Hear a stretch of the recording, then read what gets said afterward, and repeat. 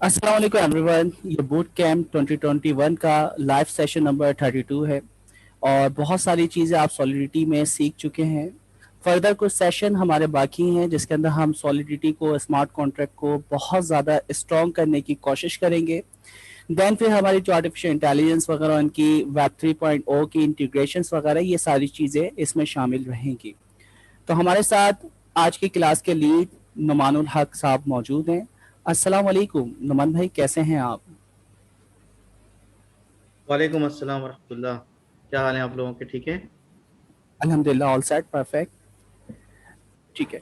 तो नुमान भाई, आज के सेशन की क्या स्ट्रेटजी रहेगी, क्या चीज़ें हम कवर करने वाले हैं, ये सारी चीज़ें आज आप लीड करेंगे। Over to you. इंशाल्लाह इंशाल्लाह। Thank you. जज़ाकल्लाह। नुमान भाई, आप म्यूट हो गए थे। जी मैं म्यूट किया क्योंकि मैं थोड़ा सा सेटिंग कर रहा था। मैं शेयर कर लेता हूँ। Great great.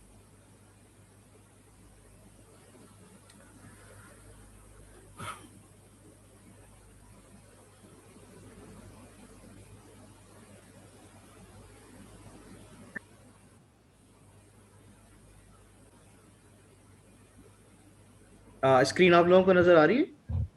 परफेक्ट जी नुमान मैंने भाई। ब्रेव ब्राउजर खोला हुआ है। ठीक है। जी जी, रेमिक्स हमें नज़र आ रहा है आपकी स्क्रीन के ऊपर। Okay, very good, excellent. अच्छा, तो हम लोगों ने जो लास्ट क्लास में हमने जो कवर किया था, मैं उसको ओपन कर लेता हूँ अपने पास ताकि हम लोग उसी को कंटिन्यू करें। हम्म,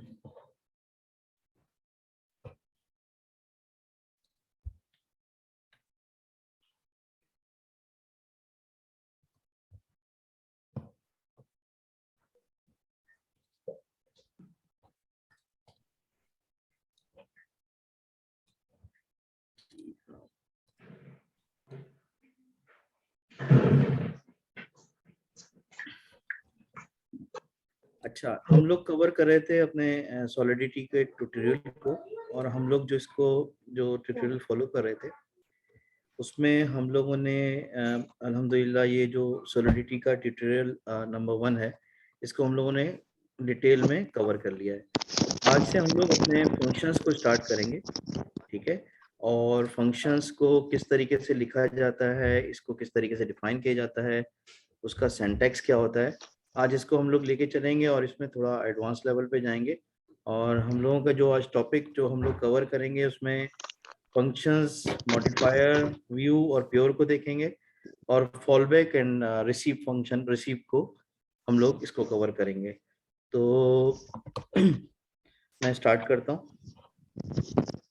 हम लोग अपने रिमिक्स को लेके चलेंगे। रिमिक्स के अंदर ही हम लोग जो ब्राउज़र बेस हमारा आईडी ही है, इसको हम लोग ओपन कर लेते हैं। आप लोगों को मालूम है किस तरीके से ओपन करना है। आप लोग नॉर्मल अपने गूगल क्रोम पे या ब्रेव का आप ओपन कर लें या कोई भी, इसमें आप लिखेंगे रेमिक्स आईडीई, तो ऑटोमेटिकली आपके पास कुछ ऑप्शन आ जाएंगे। तो उन ऑप्शंस में से एक आपको ओपन करना होगा। रेमिक्स आईडी आपने ओपन किया तो ये आपको रेमिक्स की जो आईडी ही है वो ब्राउजर पे आपको ओपन कर देगी। ठीक है जी। अच्छा, मैं इसमें क्या करता हूँ कि एक फाइल ओपन कर लेता हूँ, क्रिएट कर लेता हूँ। इसमें फंक्शन प्रैक्टिस डॉट सोल। ठीक है जी। ये मैंने एक फाइल बना ली अपने पास फंक्शन प्रैक्टिस डॉट सोल के नाम पे। अच्छा, जिसने अपने आप को अनम्यूट नहीं किया हुआ प्लीज अनम्यूट कर लें ताकि हम लोग दूसरे लोग डिस्टर्ब ना हो। अच्छा, अभी मेरे पास बिल्कुल ब्लैंक एडिटर ओपन हुआ है। और इस ब्लैंक एडिटर्स के अंदर मैं क्या करूंगा कि हम लोग आज जो चीज़ लर्न करने वाले हैं वो है हमारी फंक्शन। ठीक है। तो फंक्शन को लिखने से पहले हम लोग क्या करते हैं, हम लोग अपना जो एक कॉन्ट्रैक्ट का जो क्रिएट कर लेता हूँ मैं। कॉन्ट्रैक्ट कॉन्ट्रैक्ट का नाम दे देता हूँ प्रैक्टिस। ये मैंने एक फंक्शन क्रिएट कर लिया, कॉन्ट्रैक्ट क्रिएट कर लिया। इस कॉन्ट्रैक्ट के अंदर क्या है कि मुझे हम लोगों ने लास्ट क्लासेस में वेरिएबल्स को पढ़ा था, डिफरेंट जो है टाइप डिस्कस की थी हम लोगों ने कि एरेज क्या होते हैं, स्ट्रिंग्स क्या होती हैं, हम लोगों ने मुख्तलिफ किस्म के वेरिएबल डिस्कस किए। आज हम लोग डिटेल में फंक्शन को देखेंगे। फंक्शन को लिखने का तरीका यही है, जिस हम लोगों ने अगर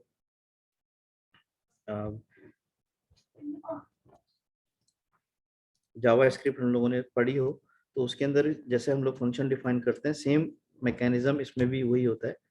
हम लोग लिखते हैं कीवर्ड फंक्शन का है, और फंक्शन का कीवर्ड के बाद हम लोग लिखते हैं फंक्शन का नेम, लाइक मैंने लिखा माई फंक, ठीक है। और उसके अंदर अगर कुछ मुझे पैरामीटर पास करने हैं तो वो पैरामीटर देंगे, और उसके कुछ अगर एट्रीब्यूट्स हैं तो वो मुझे डिफाइन करने पड़ेंगे, वरना नॉर्मल मैं इस तरीके से भी लिख सकता हूँ या नॉर्मल भी कर सकता हूँ। तो ये मेरा कंप्लीट फंक्शन लिखने का प्रोसीजर है। अच्छा, फंक्शन लिखने के बाद इसमें मैं चाहूँ कि इसके अंदर कुछ रिटर्न करना चाह रहा हूँ, तो एक रिजर्व वर्ड है रिटर्न्स का, जिसको हम लोग रिटर्न और एस के नाम पे देते हैं कि इसके अंदर कुछ रिटर्न्स हो वैल्यू, ठीक है। अच्छा, रिटर्न्स वैल्यू उसके अंदर हो, और फिर अगर हमको फंक्शन के अंदर कुछ रिटर्न कराना है तो हम लोग सिंपली इसके अंदर लिखते हैं रिटर्न विदाउट एस के, रिटर्न फॉर एग्जांपल मैंने कहा 1, ठीक है। तो ये क्या करेगा, ये फंक्शन पब्लिक फंक्शन बना, और इस पब्लिक फंक्शन के अंदर मुझे एक वैल्यू मुझे जो रिटर्न करनी है वो है रिटर्न 1 की। तो क्या करेगा कि ये मुझे वैल्यू रिटर्न कर देगा। अच्छा, इधर मुझे क्या करना पड़ेगा, मुझे स्पेसिफिकली बताना पड़ेगा कि जो रिटर्न्स मैं कर रहा हूँ वो रिटर्न्स की डेटा टाइप क्या है। तो मैं इसको बताना पड़ेगा यू इंट मेरी डेटा टाइप है, ठीक है। तो जब मैं इसको कंपाइल करूंगा, रन करूंगा अपने पास, तो ये मुझे क्या करेगा, ये वैल्यू रिटर्न कर देगा 1 की, ठीक है। ये तो बहुत ही स्ट्रेट फॉरवर्ड चीजें थी, लाइक आप लोगों ने इसमें काफी इसके अंदर प्रैक्टिस भी की हुई है। हम लोगों ने जब डिफरेंट एट्रीब्यूट अपने डिस्कस किए थे, उसको हम लोगों ने इसको लेके चले थे हम लोग इसी तरीके से। अच्छा, इसी तरह से लाइक अगर हम इसको देखें कि हमारे प्रैक्टिस के अंदर किस तरह डिफाइन किया हुआ है, फंक्शन बनाया हुआ है गेट रिजल्ट, उसका इसी तरीके से इसने क्लोज किया हुआ है पब्लिक। ये व्यू को मैं अभी डिस्कस नहीं कर रहा, हम लोग अभी डिटेल में इसको देखेंगे।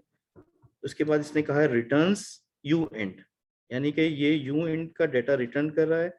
उसमें इसने डिफाइन किया हुआ है u int a is equal to 1, local variable है, और बी 2 है इसके अंदर।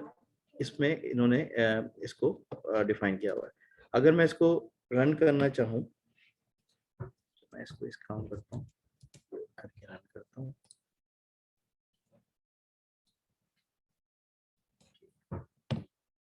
ये मुझे बेसिकली बोल रहा है कि मुझे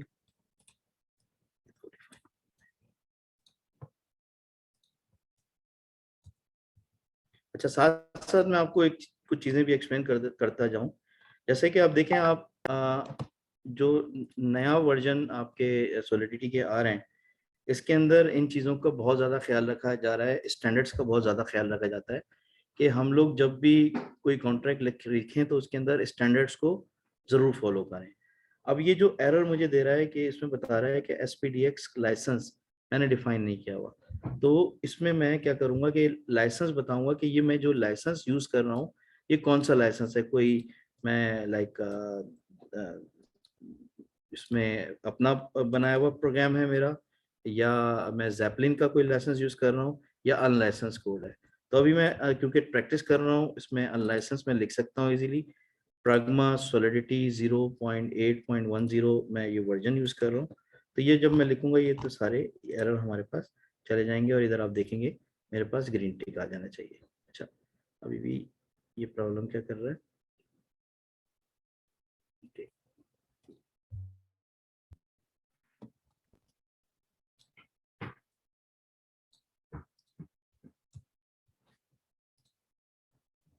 ठीक है जी। अच्छा, ये मेरे पास कंपाइल हो गया। अब मैं कंपाइल करके अगर इसको रन करना चाहूँगा, सेम फंक्शन को डिप्लॉय किया मैंने।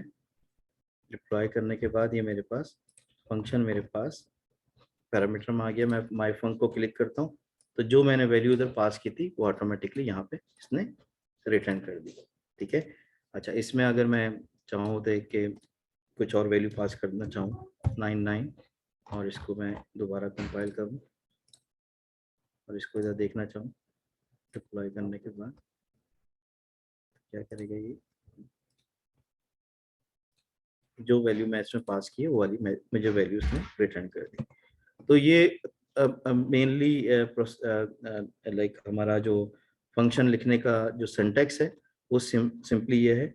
अच्छा, अगर हम लोगों को कॉल करना है अपने फंक्शन को किसी और जगह पे, तो उसके लिए सिंपली क्या करना है हमने, फॉर एग्जांपल मैं इसी फंक्शन को उठा लेता हूँ जो गेट रिजल्ट वाला है, और इसको मैं करता ये हूँ कि कॉपी,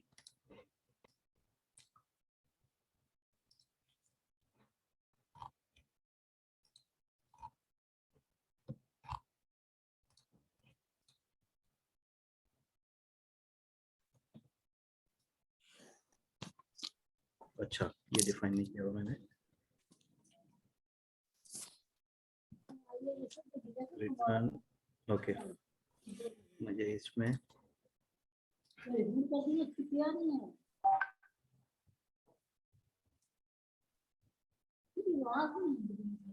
जगह मैं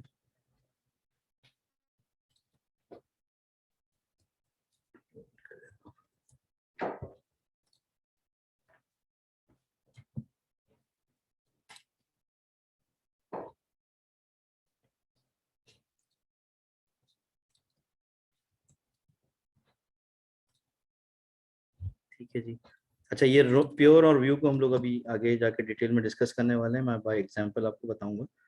अब इसको अगर मैं डिप्लॉय करता हूँ और मैं सेम रिजल्ट देखना चाहता हूँ a प्लस p को करके और रिजल्ट की वैल्यू देखना चाहता हूँ, तो ये सिंपली मैं इसको देख सकता हूँ यहाँ पे, सॉरी 2 + 1 = 3। तो ये आप इसको डिटेल में देख लीजिएगा, इसी की एग्जांपल्स को आप फॉलो कर लीजिएगा। इसमें इन्होंने इफ एल्स देन का लूप वो भी लगाया हुआ है, इफ स्टेटमेंट भी लगाई हुई है, और इसको इन लोगों ने इस तरीके से यूज किया हुआ है।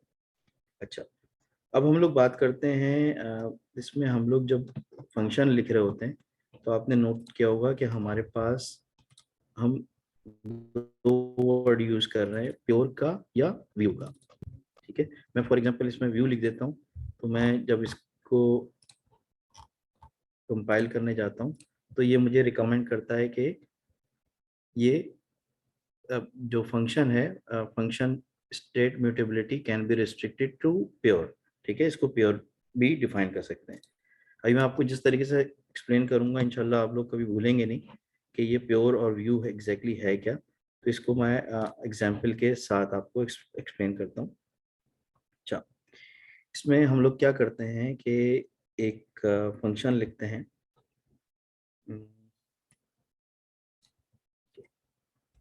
तो मैं रिमूव कर देता हूँ, और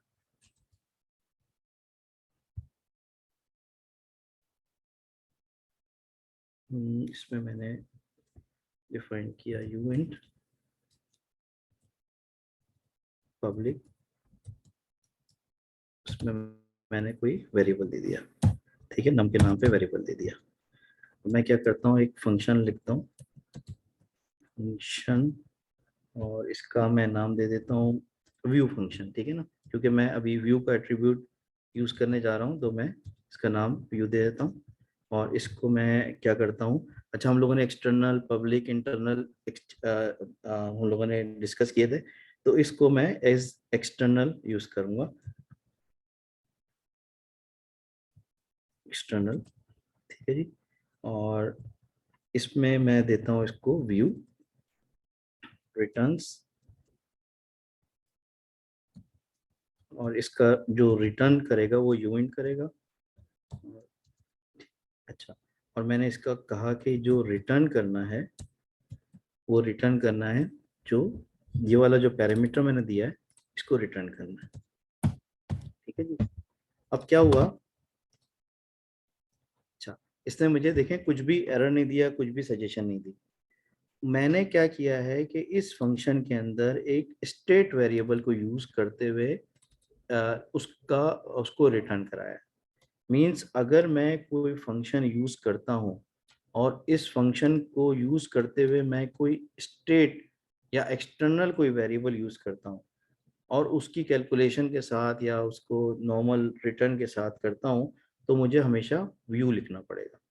अच्छा, इसी तरीके से अगर मैंने फॉर एग्जांपल मैं फंक्शन एक को लिखता हूँ, इसका नाम दे देता हूँ प्योर फंक, ठीक है, और इसको मैं दे देता हूँ प्योर, और इसमें मैं लिख देता हूँ रिटर्न टू, ठीक है जी। अब क्या है कि जो मैंने ये रिटर्न कराया है इसके अंदर मैंने कोई स्टेट वेरिएबल यूज नहीं किया है। अच्छा, अब मैं चाहूँ कि मैं इसमें रिटर्न कराना चाहूँ NUM को, तो ये मुझे फौरी तौर पे वार्निंग दे देगा, एरर दे देगा कि ये जो है जो नम है रिटर्न है, क्योंकि मैं इसको प्योर यूज किया हुआ है, तो मैं एक्सटर्नल या स्टेट वेरिएबल कोई अपने प्योर के फंक्शन के साथ यूज नहीं कर सकता हूँ, ठीक है। अच्छा, अगर इसी तरीके से मैं क्या करता हूँ, एग्जाम्पल के तौर पे इसको 1 कर देता हूँ और इसको मैं मान लें 10 कर देता हूँ, ठीक है, रिटर्न 10। अब जब मैंने किया तो ये मुझे क्या कह रहा है, वार्निंग दे रहा है, the function state mutability can be restricted to pure, ठीक है, यानी कि इसको चलेगा, ये काम करेगा इसके साथ भी, व्यू के साथ भी, लेकिन क्योंकि ये जो मैं इसके अंदर जो रिटर्न करा रहा हूँ इसके अंदर कोई स्टेट वेरिएबल को मैं यूज नहीं कर रहा हूँ, कुछ बाहर का एलिमेंट यूज नहीं कर रहा हूँ, तो इसको मैं इजीली कह सकता हूँ कि ये व्यू का फंक्शन मैं इसको यूज कर सकता हूँ, ठीक है। अच्छा, तो इसको मैं अब क्या करूंगा कि अगर मैं नम यूज कर रहा हूँ तो मैं इसको हमेशा बाहर का पैरामीटर यूज कर रहा हूँ तो हमेशा मैं व्यू दूंगा, और अगर मैं कोई विद इन द फंक्शन कोई पैरामीटर यूज कर रहा हूँ, कोई बाहर का स्टेट वेरिएबल यूज नहीं कर रहा हूँ, बाहर के एलिमेंट को टच नहीं कर रहा हूँ, तो हमेशा मैं प्योर प्योर का वर्ड यूज करूंगा, ठीक है। होप आप लोगों को इसमें क्लियर हो गया होगा। अब थोड़ा सा मैं आप लोगों से एक क्वेश्चन है, अगर आप लोगों में से कोई आंसर मुझे कर सके। मैं एक फंक्शन बना रहा हूँ, ठीक है, और इस फंक्शन को मैं क्या कर रहा हूँ, मैं कर रहा हूँ ऐड टू नम।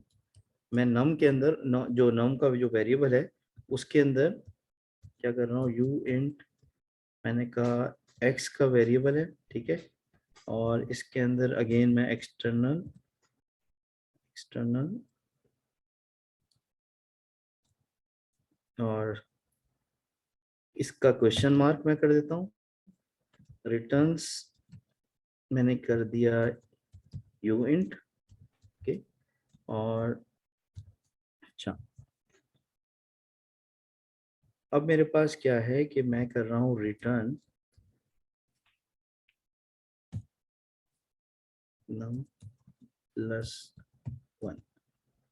मुझे लाइक हैंड्स ऑन कीजिएगा कि इसकी जो टाइप होगी, क्या ये प्योर होगा या व्यू होगा, इधर मैं क्या डिफाइन करूंगा, कोई मुझे एक्सप्लेन करेगा इसका। जी अमीर हमजा। सर इसमें व्यू होगा। अच्छा, इसमें व्यू क्यों- होगा। क्योंकि हम लोग मतलब बैक वो दूसरे उसका मतलब जो हमने पहले जी कर चुके हैं, मतलब जो हमने यूज के वेरिएबल नम वो हमने मतलब पहले शुरू में दे चुके हैं, यानी कि ये फंक्शन के बाहर वाला है नम जो है। ठीक, ठीक है। अच्छा, आतिफ आप बताइएगा प्लीज। जी व्यू यूज होगा सर, क्योंकि स्टेट वेरिएबल यूज कर रहे हैं हम इसमें। Very good, excellent excellent. देखिए हम लोग क्या करेंगे इसमें, मैं फॉर एग्जांपल प्योर करता हूँ, ठीक है ना। प्योर मैंने इसको लिखा, प्योर करने के बाद क्या कह रहा है, मुझे फौरी तौर पे मुझे मुझे एक वार्निंग दे रहा है कि ये जो अब हम लोग जो वेरिएबल यूज कर रहे हैं इसको जो है वो इसकी जो टाइप जो है व्यू होनी चाहिए। इसमें कुछ और भी एरर दे रहा है, ओके सॉरी। ये अब क्या कह रहा है देखें, मजे का एरर क्या है, जो अभी मैंने यू इंट थ्रो कराया है, अब ये यू इंट एक्स तो मैंने थ्रो करा दिया है, मैंने डिफाइन तो किया है, लेकिन मैं इसको कहीं यूज नहीं कर रहा हूँ।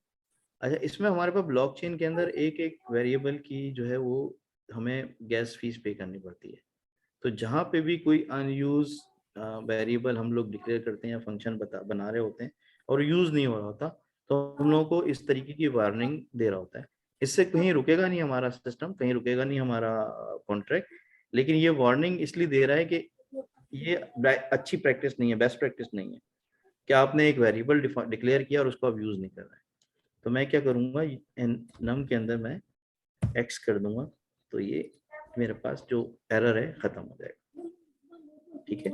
अच्छा, इसी तरीके से मैं एक और फंक्शन लिखता हूँ।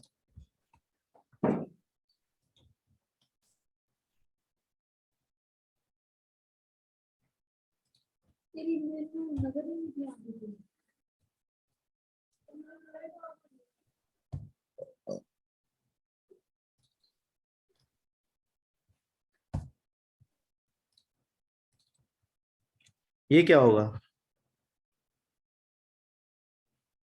प्योर यूज कर सकते हैं सर, क्योंकि इसमें स्टेट वेरिएबल नहीं यूज कर रहे हैं।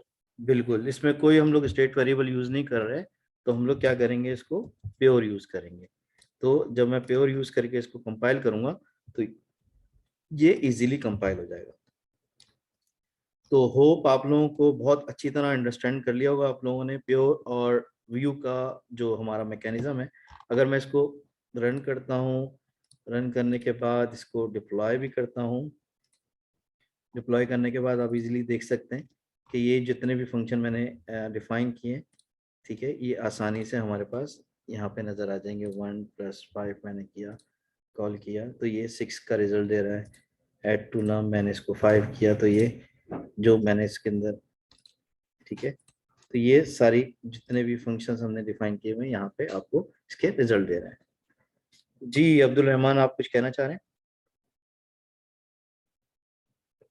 जी सर, अस्सलाम वालेकुम। मैं सर व्यू और विक्टोर के बारे में पूछना चाह रहा था कि व्यू जो वही है जिसको कोई भी एक्सटर्नल डिफाइन वेरिएबल इस्तेमाल करते हैं, आउट ऑफ द फंक्शन है, और जो फंक्शन के इंटरनल जो करते हैं वो बस वही है, उसमें जो यूज करेंगे वो प्योर होगा। तो जो पहले आपने शो किया ना प्योर को समझाने के लिए, पहले जो लाइन शो की उसके अंदर आप काइंडली एक जो अपने रिटर्न करवाया हुआ है ये सर सॉरी, मैं आपका क्वेश्चन बिल्कुल अंडरस्टैंड नहीं कर पाया, प्लीज रिपीट कीजिएगा थोड़ा सा एलेबरेट करके। अच्छा सर, मैं ये कह रहा हूँ कि जो जो मुझे समझ आई है अभी तक, प्योर और व्यू में जो फर्क है, प्योर जी वो है जो जो मतलब कि इंटरनल इनसाइड द फंक्शन कोई आपने वेरिएबल शो यूज किया हुआ है, जो मतलब डिक्लेयर करके उसको यूज किया है। और जो व्यू है वो आउटसाइड कोई आपने फंक्शन जो यूज किया हुआ है, कोई भी मतलब कि वेरिएबल डिक्लेयर है उसको हम यूज करना चाह रहे हैं जब इसके अंदर, तो हम उसको व्यू फिर करेंगे। बिल्कुल बिल्कुल, देखिए मैं आप क्या करता हूँ, मैंने एक डिफाइन किया u in a is equal to 1, ठीक है, और u in b is equal to 5, ठीक है, और मैंने कहा कि a प्लस b कर दिया और इसको मैंने इधर से रिमूव कर दिया। तो अब क्या होगा, वही जवाब आएगा सर। है ना? जी नहीं, सर, जवाब तो वही आएगा, लेकिन ये अब प्योर हो इसको हम गया। प्योर ही कहेंगे। क्यों प्योर कहेंगे? ये जो मैंने वेरिएबल यूज किए हैं ये विद इन द फंक्शन है, मैं जी कहीं जी, बाहर से उठा के लेके नहीं आया हूँ, स्टेट वेरिएबल यूज नहीं किए मैं। बिल्कुल सही है। सही है। अब जहां पे मैंने क्या किया कि a इज इक्वल टू मैंने कहा नम, ओके, ये कह दिया, जी ये इसकी स्टेट चेंज हो जाएगी। ठीक है, ये फौरी तौर पे मुझे कहेगा कि ये नम जो है आप कहाँ से उठा के लेकर आ रहे हो भाई, ये तो आपका है नहीं, तो ये मुझे इसको व्यू व्यू करना करना पड़ेगा। पड़ेगा। ठीक ठीक है, होगा सर। जब ये व्यू करूंगा तो ये यहाँ से गायब हो जाएगा और ये मुझे, यानी कि एक छोटी सी चीज चेंज करने से इसकी आप देखें फंक्शन की पूरी जो विजिबिलिटी है वो चेंज हो गई। ठीक है ना, आपको व्यू से प्योर करना। अब मैंने इसको दोबारा इसको 10 कर दूं, अब क्या करेगा, ये कर तो देगा लेकिन मुझे वार्निंग देगा। वार्निंग क्या देगा कि function state mutability can be restricted to pure. ठीक है, सही। तो ये कैन भी हो सकता है लेकिन ये चलेगा। सही है, लेकिन ये बेस्ट प्रैक्टिस ये है कि इसको आप जो प्योर वो कर दो। रिकमेंड कर रहा है वो आप इसको करें। ठीक है, अच्छा तो सर, एक ये, और बात जी, जी सर ये दो दफा रिटर्न लिखा आपने, यू रिटर्न ऊपर भी दिया और नीचे भी रिटर्न दिया हुआ है फंक्शन में, ये थोड़ी कहाँ सी पे मुझे ये वाला? हाँ जी सर, ये वाला। अच्छा, ये बेसिकली होता ये है कि जब हम लोग ब्लॉकचेन के अंदर कोई फंक्शन लिखते हैं तो स्पेसिफिकली हमें बताना पड़ता है कि जो फंक्शन जो वैल्यू रिटर्न करेगा उस रिटर्न्स का टाइप क्या है, बेसिकली यूइंट है, ठीक है, स्ट्रिंग है, या व्हाट इज दैट, ठीक है। तो सही। इसलिए स्पेसिफिकली हमें ये मैंडेटरी है कि हमें बताना पड़ता है जब हम फंक्शन क्रिएट करेंगे। और जब फंक्शन एंड हो जाएगा तो हमें बताना पड़ेगा कि जो रिटर्न करे वो क्या रिटर्न करे, बेसिकली क्या वैल्यू रिटर्न करे। सही है, वेदर ये कोई कैलकुलेशन होनी चाहिए या कहीं बाहर से स्टेट वेरिएबल लेकर आए उसको रिटर्न कर दे या क्या, ठीक है। तो वो उसको हमें बताना पड़ेगा। इसलिए इन दोनों में जो डिफरेंस है वो एस का डिफरेंस है। रिटर्न्स करेंगे हम लोग तो वो आपको फंक्शन लेवल पे डिफाइन करेंगे और बताना पड़ेगा एक को क्या रिटर्न्स करना है, क्या डेटा टाइप रिटर्न्स हो रही है और क्या रिटर्न करना है विद इन द फंक्शन, ये आपको बता रहा है। ठीक है जी। जी सर समझ गया, ओके थैंक यू। अच्छा, ये अब्दुल रहमान आप ही है ना? जी सर मैं ठीक है था। ठीक है, आपकी समझ में आ गया। अभी फिर मैं आगे बढ़ता हूँ फिर। जी सर थैंक यू। ठीक है, वेरी गुड, एक्सीलेंट एक्सीलेंट। अच्छा जी,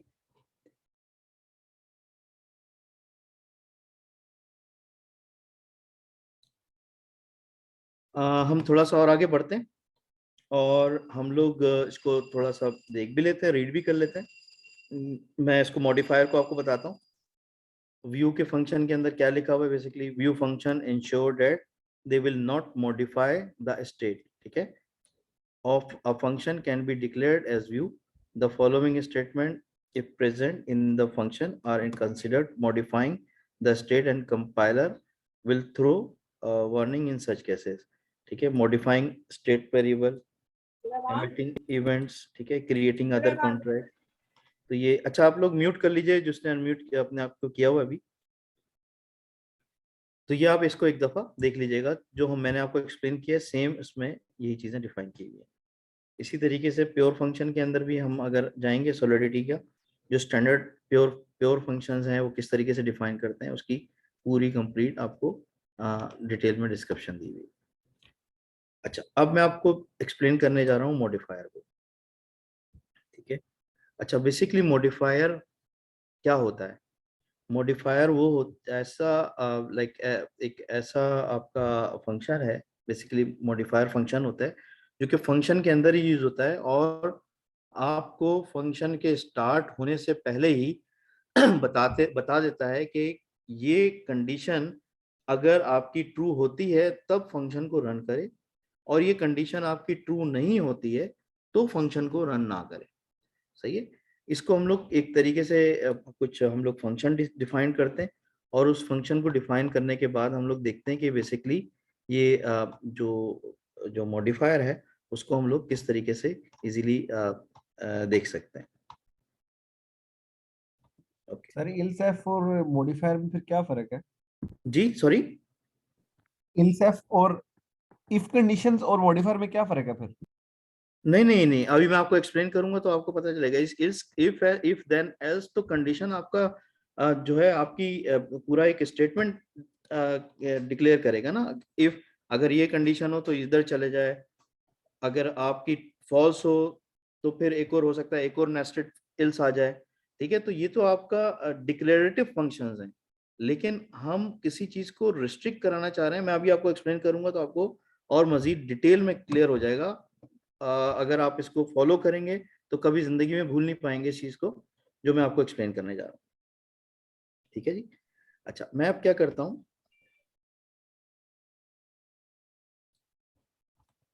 इसको मैं पूरा रिमूव कर देता हूँ। नमन भाई, जी भाई।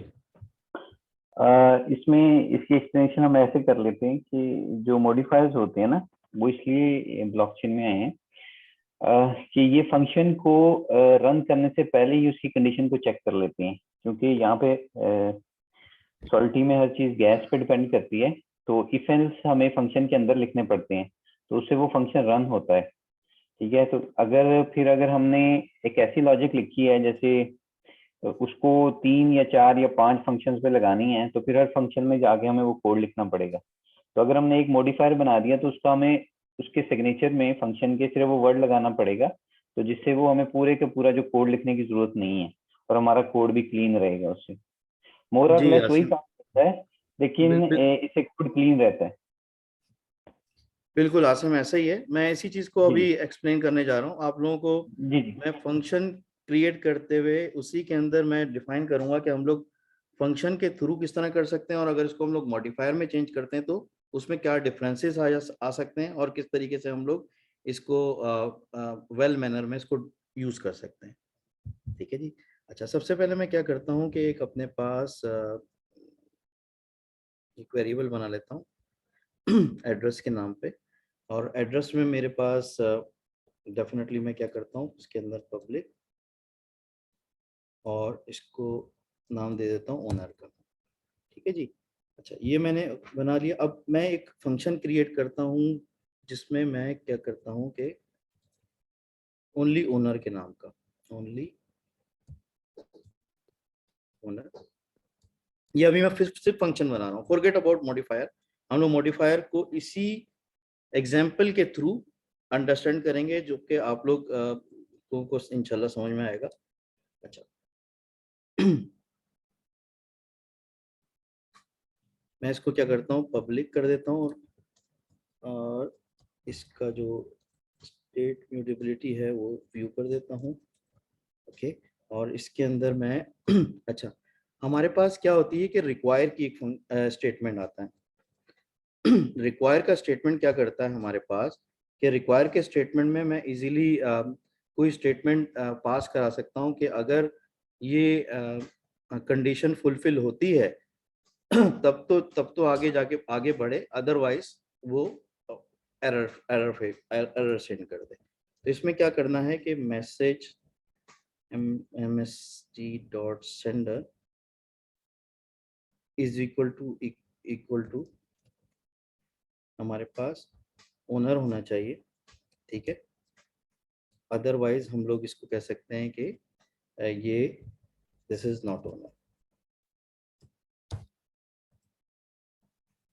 सही है। अच्छा, इस फंक्शन को थोड़ा सा आप समझने की कोशिश कीजिएगा। इसमें क्या लिखा है, मैंने एक फंक्शन बनाया है जो फंक्शन क्या करेगा कि चेक करेगा कि ये मैसेज डॉट सेंडर ओनर है। अगर ओनर नहीं है तो ये इसको हमारे पास एरर रिटर्न कर दे। इस तरीके से मैंने एक फंक्शन क्रिएट कर लिया। ठीक है, इसी तरीके से मैं एक और फंक्शन कर लेता हूँ क्रिएट, जिसमें क्या करे कि मुझे एड्रेस की वैलिडिटी बता दे। ठीक है, हमारे पास क्या होता है कि आप लोगों ने देखा होगा उसके अंदर ब्लॉकचेन के अंदर हमारे पास डिफरेंट एड्रेसेस होते हैं, और डिफरेंट एड्रेसेस के अंदर एक एड्रेस होता है डेड एड्रेस। ठीक है, तो डेड एड्रेस बेसिकली इसको हम लोग जीरो एड्रेस भी कहते हैं, डेड एड्रेस भी कहते हैं, बर्न एड्रेस भी कहते हैं।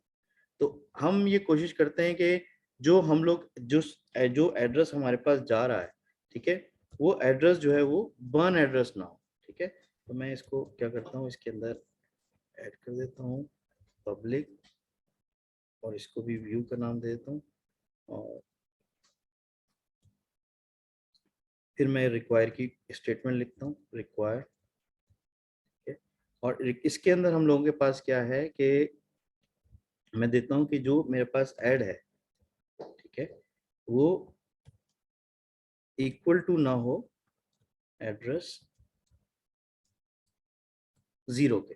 ठीक है, अगर इसके इक्वल टू है तो उसके बाद इसमें हम लोग कह सकते हैं कि this is not valid address.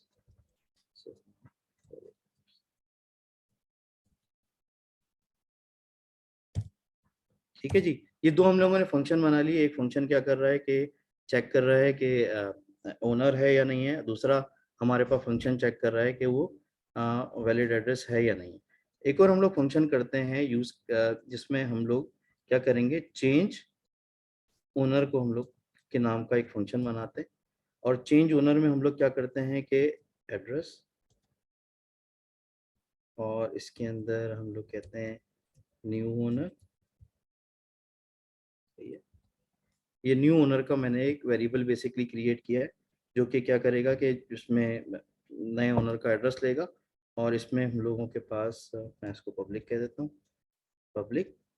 अच्छा, अब जब मैं क्या कर रहा हूँ कि ये जो चेंज ओनर है, अब आपके ख्याल में मैं अगर इसको पब्लिकली इसको दे देता हूँ फंक्शन को, तो कोई भी जाके कॉन्ट्रैक्ट में क्या करेगा, जाके ओनर को चेंज कर देगा। तो ओनर को चेंज करने से पहले सबसे पहले हमारे पास कुछ कंडीशन हमने चेक करनी पड़ेगी कि ये जो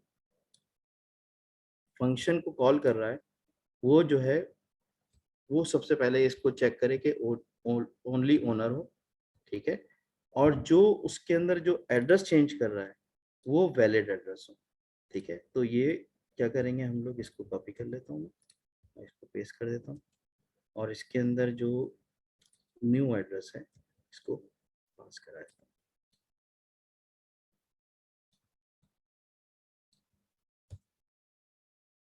ठीक है जी, अच्छा ये हो गया। अब फिर इसके बाद नेक्स्ट में क्या करें, owner is equal to underscore new owner.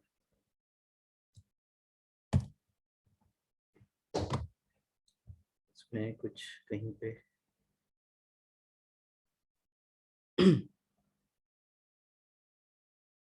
no matching declaration form after given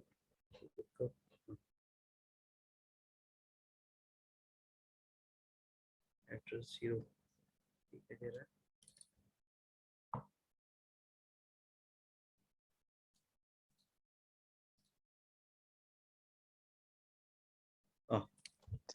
sir ये आपने नॉट इक्वल टू सही नहीं लगाया हुआ, ठीक है जी जी, थैंक यू भाई।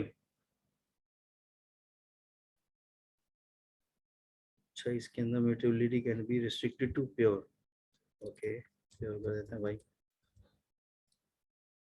ठीक है जी।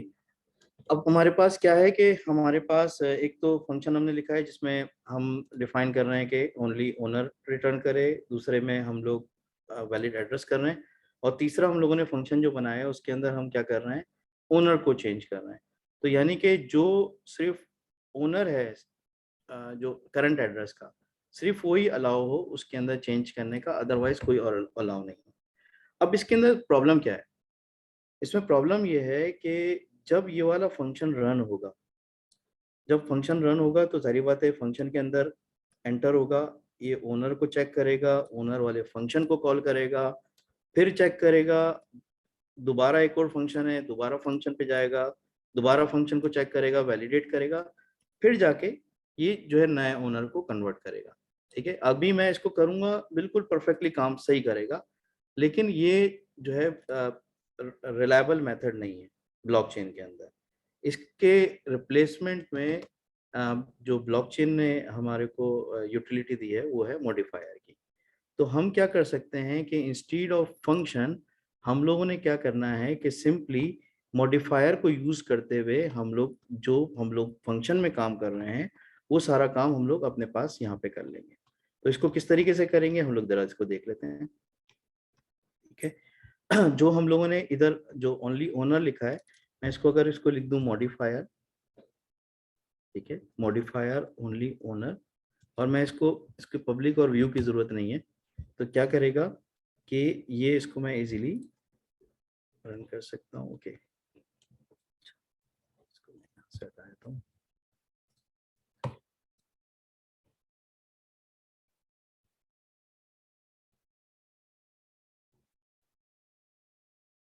ओह यस, अच्छा अंडरस्कोर इसके रिटर्न करना बाद होगा। यस, इसके बाद मुझे क्या करना पड़ेगा, अंडरस्कोर सेमीकोलन देना पड़ेगा, जिसपे क्या करेगा कि मॉडिफायर ने चेक किया, चेक करने के बाद उसकी कंडीशन ट्रू या फॉल्स की, अगर कंडीशन ट्रू ही तो ये आगे चले जाएगा, वरना अदरवाइज वो यहीं पे स्टॉप कर जाएगा। इसी तरीके से जो दूसरा हम लोगों ने वैलिड एड्रेस वाला है, इसके अंदर भी मैं मॉडिफायर को यूज कर सकता हूँ, मॉडिफायर वैलिड एड्रेस, इसको मैं प्योर और इसको हटा देता हूँ, ठीक है, और इसके अंदर मैं क्या करता हूँ, अंडरस्कोर सेमीकोलन को मैंने लिख दिया, ठीक है जी। अच्छा ये मैंने लिख तो लिए, लेकिन अब मैं जो इसको यूज करूंगा फंक्शन में किस तरह यूज करूंगा, इसको फंक्शन में यूज करने का तरीका ये है कि ये जो मैंने मॉडिफायर बनाया हुआ है इसको मैं क्या करूंगा, सिंपली यहाँ पे मैं लिख दूंगा ओनली ओनर, यानी कि सिर्फ और सिर्फ ओनर कॉल कर सकता है। इसको मैं कंपाइल करता हूँ और इसके बाद ये क्या है कि जो वैलिड एड्रेस है, इस वाले को मैं पूरा का पूरा कॉपी कर लेता हूँ यहाँ पे, वैलिड एड्रेस, और इसके अंदर जो मैंने वेरिएबल के अंदर जो एड्रेस दिया है वो इसके अंदर पेस्ट कर देता हूँ।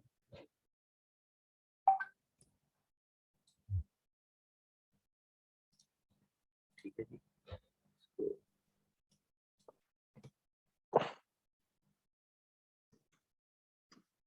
हम्म।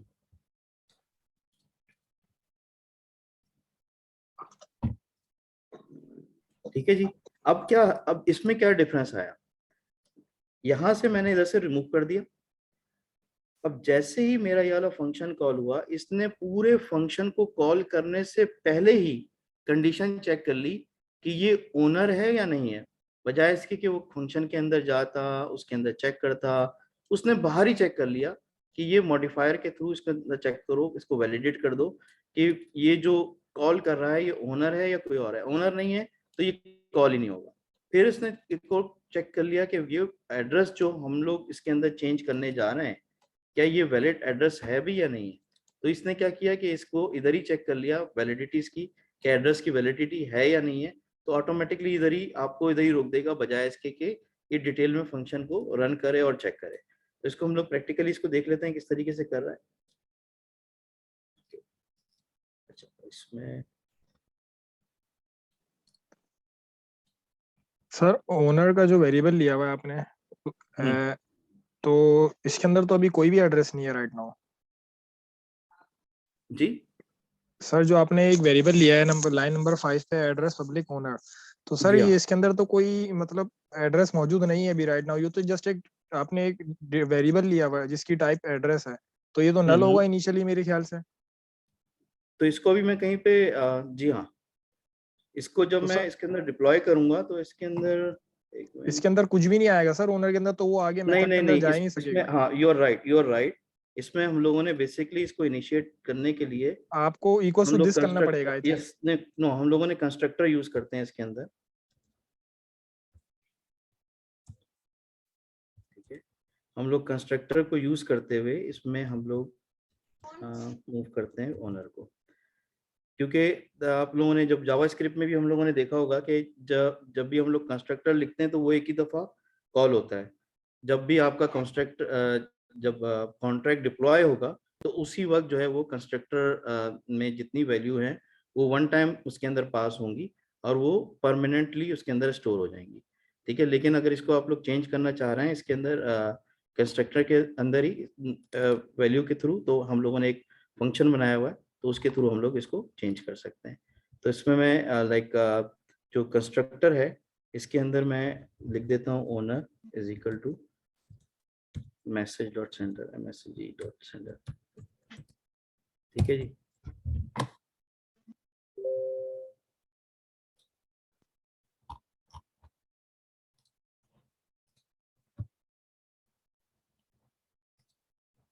अच्छा, अब मैं इसको डिप्लॉय करता हूँ। डिप्लॉय करने पे सेंडर भी कोई रिजर्व वर्ड है कोई? जी यस, मैसेज हम लोग मैसेज के साथ msg डॉट लिखते हैं, तो ये जो सेंडर का जो एड्रेस होता है, जो एग्जीक्यूट कर रहा होता है कंस्ट्रक्टर को, उसका एड्रेस ऑटोमेटिकली इसके अंदर आ जाता है। इसी तरीके से मैसेज डॉट हम लोग आगे देखेंगे मैसेज डेटा के लिए क्या हम लोग यूज करते हैं। तो नेक्स्ट जो हम लोग का टॉपिक है उसके अंदर हम लोग कवर करेंगे इसी को फर्दर, कि डेटा को हम लोग किस तरीके से लेकर आ रहे हैं। तो मैसेज डॉट वैल्यू के थ्रू हम लोग लेकर आ रहे होते हैं। ठीक है। अच्छा, इसमें क्या करना है कि अब हम लोगों ने चेक करना है कि बेसिकली ओनर कौन है। तो ओनर का एड्रेस आपके पास यहाँ पे डिफाइन हुआ है। हमारे पास यहाँ पे जो रेमिक्स के अंदर है 10 हम लोगों को इजीली अकाउंट दिए हुए, हर अकाउंट के अंदर हमारे पास 100 ईथर उसने हमारे को दिए हुए, फ्री ईथर। तो हम कोई भी एक अकाउंट उसके अंदर यूज करते हुए उसको किसी भी फंक्शन को या कॉन्ट्रैक्ट को इजीली चेक कर सकते हैं। तो अभी जो उसने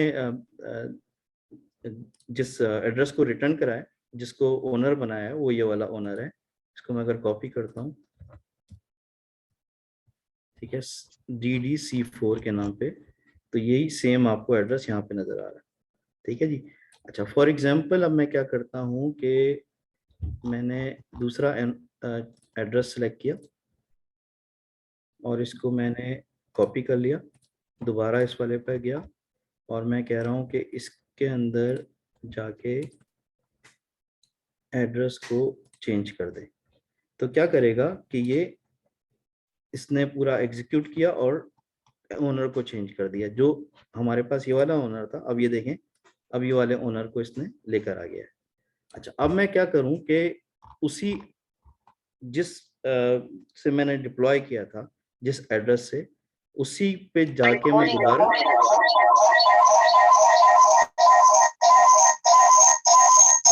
आप लोग अनम्यूट कर लें जिसने अपन, थैंक यू। मैं अगर दोबारा चाहूँ कि अपने पास इसको लेकर आ जाऊं और दोबारा चेंज कर लूं, तो ये यकीनन मुझे एरर दे देगा 100% कि ये अलाउ नहीं है। ठीक है, इसने एरर दे दिया क्योंकि क्या कह रहा है कि यहाँ पे ट्रांजैक्शन फेल्स हो गई, एग्जीक्यूशन फॉल्स हो गई हमारे पास, और ये जो है इसने एड्रेस न्यू ओनर ये है, तो अब इसमें हम लोग चेंज नहीं कर सकते अनटिल अनलेस मैं जाऊं और जो ओरिजिनल ओनर है उस पे जाके क्लिक करूं और अपनी ट्रांजैक्शन करूं, तब जाके ये ट्रांजैक्शन करेगा और ये मेरे ओनर को चेंज कर देगा। मेरे ख्याल में यहाँ पे हम लोगों को थोड़ा सा मैच्योरिटी का मुजाहरा करना चाहिए। सर ये जो कंस्ट्रक्टर है ये मतलब जो आम रेगुलर लैंग्वेजेस में होता है वो वाला ही है कि इसमें कोई मखसूस करी गई बिल्कुल है? बिल्कुल, कंस्ट्रक्टर जो हम लोग जावास्क्रिप्ट में यूज कर रहे होते हैं ना, सेम कॉन्सेप्ट वही है। लेकिन हम लोग जब ब्लॉकचेन के अंदर कंस्ट्रक्टर की बात करते हैं तो ब्लॉकचेन के अंदर जो हम लोगों को इनिशिएट करानी पड़ती है वैल्यूज को, जिसको हम लोगों ने through out the contract permanent रखना पड़ता है, तो उसको हम लोग कंस्ट्रक्टर के थ्रू वेरिएबल्स को हम लोग इनिशिएट कराते हैं बेसिकली। यानी कि सर हम सुपर वगैरह नहीं लिखेंगे ना? नहीं नहीं नहीं, इसमें उसकी जरूरत नहीं पड़ेगी। Thank you sir. ठीक है जी। अच्छा, ये आपका एक लाइक मैंने आपको डिटेल में इसको बता दिया सर मॉडिफायर एक को। सवाल है जी सर। सर, ये आप कह रहे थे ना कि एड्रेस जो है ये चेंज नहीं हो रहा है, ये जरा एक दफा दोबारा एग्जांपल बता देंगे करके? बिल्कुल ये एड्रेस चेंज वाला मुझे समझ नहीं आया जरा। ठीक है।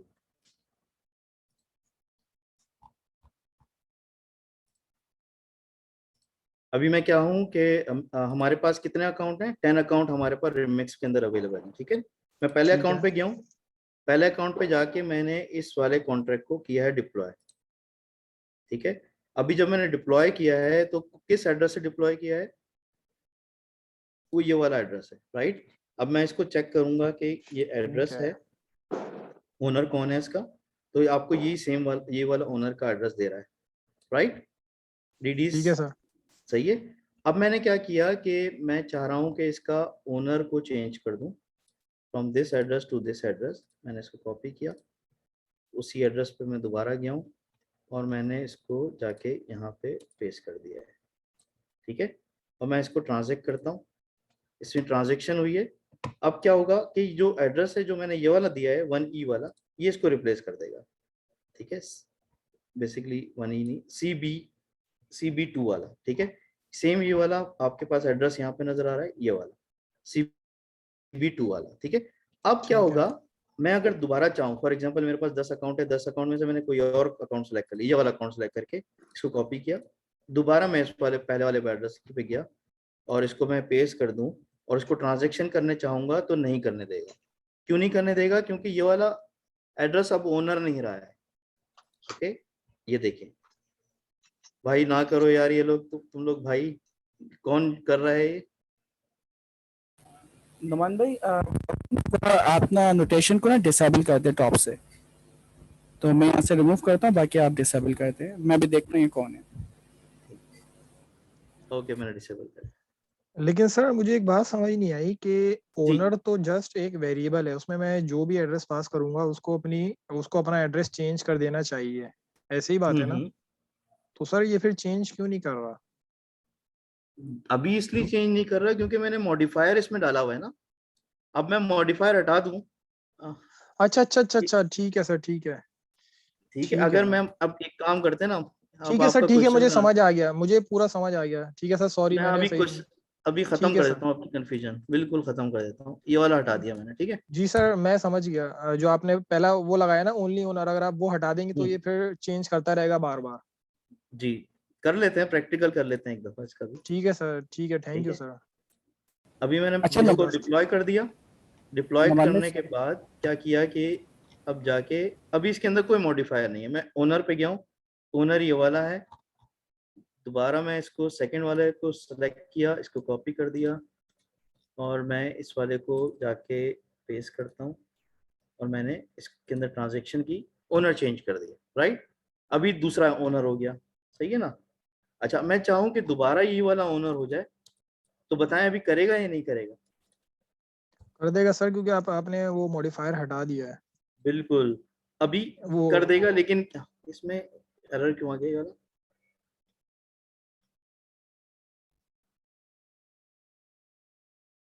सर ये रेड लाइंस रिमूव हो सकती हैं, ये जो आ गई हैं। ये मैं देख रहा हूँ इसको किस तरह रिमूव होती है। नमन भाई ये नोटेशन के अंदर ही ना, वहाँ पे आएगा तो रिमूव नोटेशन कर देंगे, और अनोटेशन। सर एक इसको ब्लॉक भी सेकंड, कर दिएगा एनोटेशंस को। नहीं ये तो हाँ मैंने बिल्कुल। कर दिया है। नुमान, हाइड नहीं। हेलो नुमान भाई। जी भाई। हाँ नुमान भाई आपको आवाज आ रही है ना, ठीक है। अच्छा नोटेशन जाके ना रिमूव कर दिएगा और वहीं से फिर डिसेबल हो जाएगा। अनोटेशन पे आप आए, टॉप के ऊपर व्यू के ऊपर ही आ रहा होगा ऑप्शन, टॉप में नोटेशन। तो ऑप्शन स्क्रीन के ऊपर टॉप पे ही आ रहा होगा, या स्क्रीन को स्टॉप करके दोबारा शेयर करें, सबसे बेस्ट है। Okay, yes, this is the best way.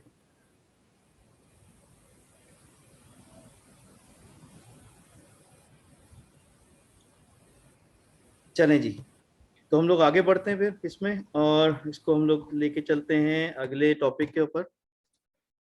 हमारा अगला जो टॉपिक है वो है जनाब फॉलबैक फंक्शन।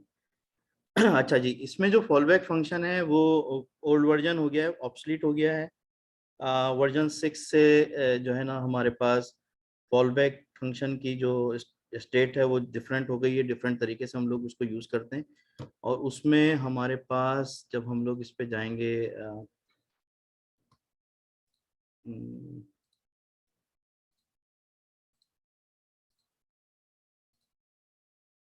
हमारे गिटहब पे हमने, हाँ, ये fallback and updated fallback function का हमारे पास स्टेटमेंट दिया हुआ है, इसके अंदर पूरी इसकी डॉक्यूमेंटेशन अवेलेबल है कि हम लोग इसको किस तरीके से इसको किस तरीके से यूज़ करते हैं। अच्छा, मैं आपको बताता चलूँ कि बेसिकली फॉलबैक फंक्शन है क्या। फॉलबैक फंक्शन में होता यह है कि मुझे अपने कॉन्ट्रैक्ट के अंदर ईथर रिसीव करने हैं, या कोई और करेंसी रिसीव करनी है, तो मैं फॉलबैक फंक्शन यूज़ करता हूँ। वो फॉलबैक फंक्शन क्या करता है कि जो भी ईथर रिसीव मैं कर रहा हूँ तो उसको अपने पास रिसीव कर लेता है, रिसीविंग में ले लेता है। अच्छा, इसको हम लोग किस तरीके से यूटिलाइज करते हैं, हम लोग इसको लर्न करते हैं, ठीक है जी। इसमें क्या होता है कि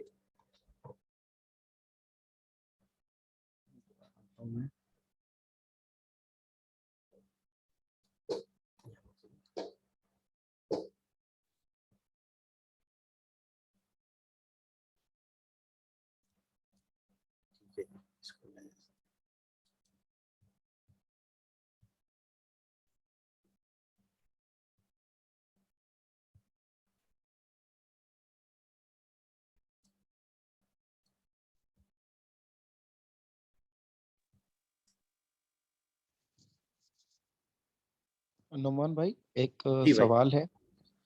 मुझे एक चीज ये समझ नहीं आ रही है, मिसाल के तौर पे ये हमने स्मार्ट कॉन्ट्रैक्ट बना दिया, अगर हम फ्रीलांसिंग पे हैं, फाइवर वगैरह पे, अब मिसाल के तौर पे टोकन अगर कस्टमर बनवा रहा है, तो उसको हम ये सॉलिडिटी की फाइल देंगे बनाने के बाद, कि मतलब वो इतना टेक्निकल है क्लाइंट, वो खुद इसको रीमेक्स पे चला के मतलब डिप्लॉय कर लेगा? ये थोड़ा समझ नहीं आ रहा। अच्छा, मैं आपको फिर एक छोटी सी एग्जांपल देता हूँ। अपनी आपको एक मैं अपना कन्वर्सेशन शेयर करता हूँ, ठीक सर है आप लास्ट में कर दिएगा ये शेयर, अभी कंटिन्यू कर लें क्लास ना। चले, हाँ मैं लास्ट में 15-20 मिनट्स आपको दूंगा मैं जी इस सर, पे। एंड में फिर रिकॉर्डिंग बंद करके आप हम कंटिन्यू हाँ कर हाँ लेंगे बिल्कुल, इस बारे में डन ना। हो गया, एग्जैक्टली। इस पे मैं आपको डिटेल में समझा भी दूंगा ताकि आप लोगों को पता भी चल जाए कि किस तरीके से आप लोगों ने कोऑर्डिनेट भी करना है क्लाइंट के साथ या इंटरेक्ट करना है, तो वो आपको थोड़ी सी जी अंडरस्टैंडिंग सर, भी हो जाएगी उससे। जी सर, ठीक है जी। बिल्कुल। अच्छा, जब आप फॉलबैक का फंक्शन लिख रहे होते हैं तो फॉलबैक का फंक्शन के सिर्फ सिंपल सा आपके पास एक्सटर्नल लिखते हैं, एक्सटर्नल, और इसमें आप लिखते हैं बेसिकली ये पेएबल है, ठीक है, और ये आपका फॉलबैक फंक्शन होता है। अच्छा, फॉलबैक फंक्शन होता है, और दूसरा हमारे पास इसमें जो सॉलिडिटी 6 के बाद जो सॉलिडिटी में इंट्रोड्यूस किया है वो फंक्शन का नाम है रिसीव का।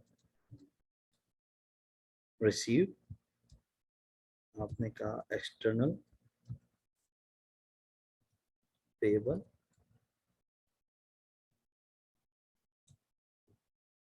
ठीक है जी, मैं इसको कंपाइल करता हूँ।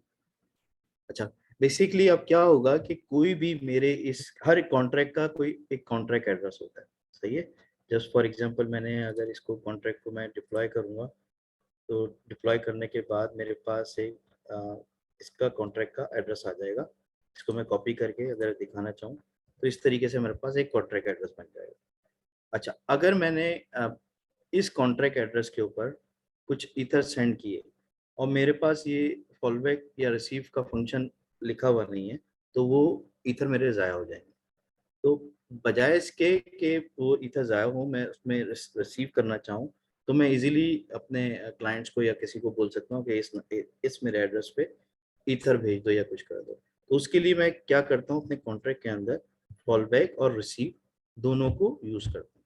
अच्छा, बेसिकली फॉलबैक और रिसीव दोनों एक ही जैसा काम कर रहे होते हैं, इसमें कोई डिफरेंसेस नहीं है। जो मेजर डिफरेंस ये है कि अगर मैं डेटा, फॉर एग्जांपल कुछ डेटा पास करता हूँ ईथर के साथ कुछ वैल्यू के साथ, तो उसमें क्या होगा कि जो डेटा की वैल्यू है वो एम्प्टी नहीं है, तो हमेशा फॉलबैक फंक्शन कॉल होगा। ठीक है, तो मैं इसके रूल लिख देता हूँ कि अगर जो है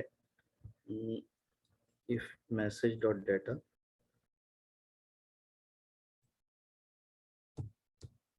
इज नॉट एम्प्टी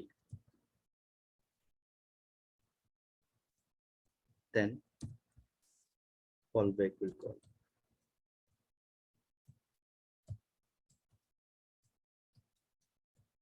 ठीक है जी।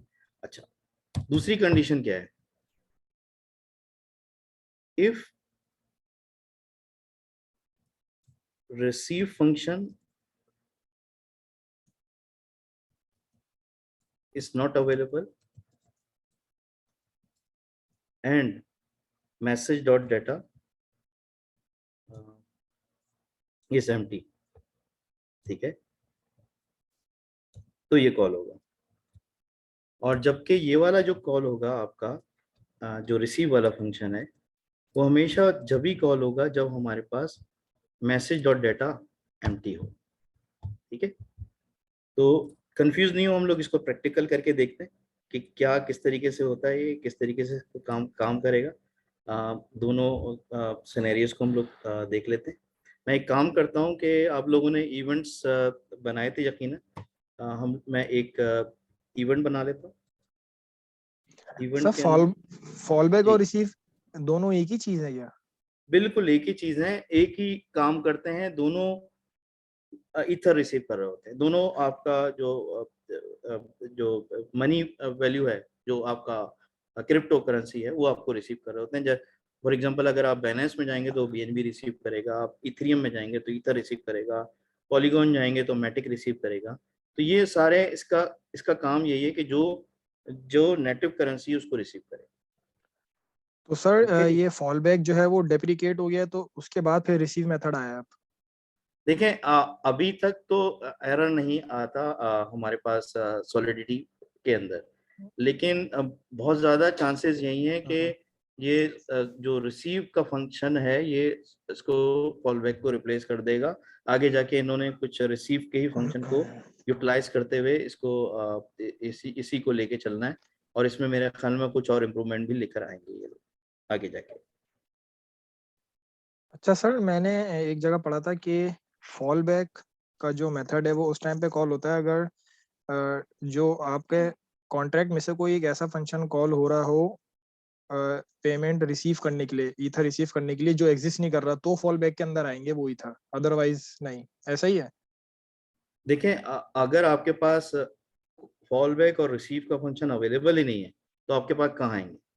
नहीं नहीं सर, मेरे पास एक हाँ। मैंने एक अपना मेथड बनाया हुआ है रिसीव हम्म, पेमेंट्स के नाम से। और अगर ठीक है। कोई और जो है, जैसे आपका एक वॉलेट है या कोई और का, अगर वो रिसीव पेमेंट्स कॉल करता है, ठीक है, हम्म, और अगर रिसीव पेमेंट्स मिसाल के तौर पे मेरे पास मेथड नहीं है, ठीक है, हम्म, तो फिर मेरे तो पास जो ईथर आएंगे वो फॉल बैक या रिसीव के अंदर आगे गिरेंगे ना? बिल्कुल ऐसा है ऐसा ना? ही है, बिल्कुल ऐसा ही है, हाँ, बिल्कुल क्योंकि ऐसा सर मैंने एक जगह यही पढ़ा था, और आई थिंक आपने ये शायद बताना मिस कर गए शायद, या क्या, क्योंकि मैं जो ये पढ़ा था मैं कंफ्यूज हो गया कि मैंने कुछ और पढ़ा और आप कुछ और बता रहे हैं, इस वजह से मैं नहीं नहीं, कंफर्म अभी करना चाह रहा अभी था हम लोग आपसे। जब मैं अभी प्रैक्टिकल कर रहा हूँ तो आपको उसका थोड़ा सा आइडिया हो जाएगा। हम लोग अभी एक किस तरीके से इसके अंदर ईथर को हम लोग रिसीव कर रहे होते हैं बेसिकली। ठीक है जी। अच्छा, मैं स्ट्रिंग मैंने एक बना ली, इसके अंदर मैंने लिख दिया कि कौन सा वाला मैं फंक्शन इधर मूव कर रहा हूँ। ठीक है, और इसमें मैंने लिख दिया कि जो एड्रेस है, एड्रेस जो है वो बेसिकली कौन सेंडर है। ठीक है, उस मैंने ये देख लिया। ठीक है, फिर मैं एक और इसके अंदर वैल्यू देख लेता हूँ कि मैंने यूनिट कितने भेजे हैं। इसको मैं किस तरीके से करूँगा, यूनिट और वैल्यू मैं इसमें अपने पास स्टोर करा लेता हूँ। और लास्ट में मैं दे देता हूँ कि जो मैंने डाटा इसके अंदर भेजा है बेसिकली वो मैं बाइट्स के अंदर दे देता हूँ और डाटा। ठीक है, अब बेसिकली मैंने एक इवेंट क्रिएट करा लिया। इस इवेंट के थ्रू मैं इजीली ट्रैक कर सकूंगा कि मेरे पास फॉलबैक कॉल होगा या रिसीव कॉल होगा, और किस किस लेवल पे ये फॉलबैक या रिसीव कॉल होगा, ये हम लोग दोनों को लर्न करेंगे। ठीक है। अच्छा, इसको करने के लिए डेफिनेटली मुझे जो मैंने इवेंट लिखा है इसको मुझे एमिट करना पड़ेगा। तो एमिट करने के लिए मेरे को क्या करना पड़ता है, एमिट मैंने कहा लॉग। ठीक है। अच्छा, लॉग के अंदर सबसे पहले मैंने कहा कि क्योंकि मैं ये फॉलबैक फंक्शन है, फॉलबैक फंक्शन। ओके, और फॉलबैक फंक्शन में मैंने ये कर दिया, और फिर इसके अंदर मैं दे देता हूँ मैसेज डॉट सेंडर, जो भी सेंडर है वो आ जाए इसके अंदर। ठीक है। अच्छा, और फिर मैंने कहा कि जो वैल्यूज़ हैं, ठीक है, जो मैं इसके अंदर भेज रहा हूँ मैसेज डॉट वैल्यू। ठीक है, और लास्ट में मैंने कहा कि जो मेरे पास डाटा है मैसेज जी डॉट डाटा। ठीक है, अभी जो मैंने आपको बताया था पिछले उस पे कि एम एस जी के साथ किसने पूछा था, M S G dot sender, ये स्टैंडर्ड यूज होता है। एम एस जी जो है एक हमारे पास एक तरीके से लाइब्रेरी है। इस लाइब्रेरी के अंदर डिफरेंट फंक्शंस उन्होंने डिफाइन किए हुए हैं। तो ये हम लोग इसको कॉल करेंगे तो ये बेसिकली ये डाटा कॉल कर लेगा, इसके अंदर वैल्यू जो हम लोग पास कर रहे हैं उसको कॉल कर लेगा, और इसके अंदर जो सेंडर है उसको कॉल कर लेगा अपने पास। ठीक है जी। अच्छा, इसको मैं बंद कर देता हूँ। इसी तरीके से सेव इसको कॉपी कर लेता हूँ सेम, और इसमें भी मैं